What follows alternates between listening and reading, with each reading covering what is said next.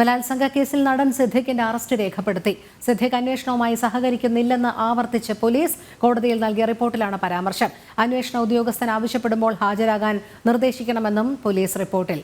പ്രജിത് മോഹനൻ ചേരുന്നു. പ്രജിത്ത്, ബലാത്സംഗ കേസിൽ നടൻ സിദ്ദിഖ് അറസ്റ്റിലായി. തുടർന്ന് വൈദ്യപരിശോധനയ്ക്ക് ശേഷം കോടതിയിൽ ഹാജരാക്കി. മുൻകൂർ ജാമ്യം അനുവദിച്ചിട്ടുള്ളതുകൊണ്ട് തന്നെ അന്വേഷണവുമായി മാത്രം സഹകരിച്ചാൽ മതി എന്നുള്ളതാണ് നിബന്ധന. മറ്റു വിവരങ്ങൾ. ഇന്ന് രാവിലെ 10 മണിയോടെയാണ് സിദ്ദീഖ് അന്വേഷണ സംഘത്തിന് മുന്നിൽ ഹാജരായത്. Thiruvananthapuram narcotic assistant commissioner cantonment സ്റ്റേഷനിൽ വെച്ചായിരുന്നു ഈ മൊഴിയെടുപ്പ്.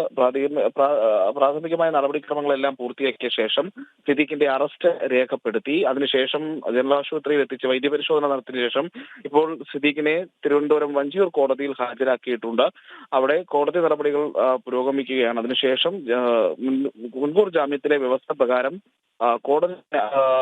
കോടതിയിൽ ഹാജരാക്കി വ്യവസ്ഥകളോടെ തന്നെ ജാമ്യം നൽകി സിദ്ദീഖിനെ വിട്ടയക്കും. എന്തായാലും ഈ ഇന്ന് കോടതിയിൽ ഹാജരാക്കിയ റിപ്പോർട്ടിലും പോലീസ് ആവർത്തിക്കുന്നത് സിദ്ദീഖ് അന്വേഷണത്തോട് സഹകരിക്കുന്നില്ല എന്നുള്ളതാണ്.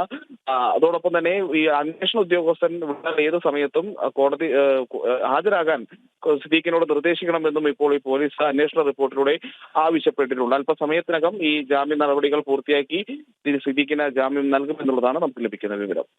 ശരി, പ്രജിത് മോഹനനാണ് വിവരങ്ങൾ നൽകിയത്.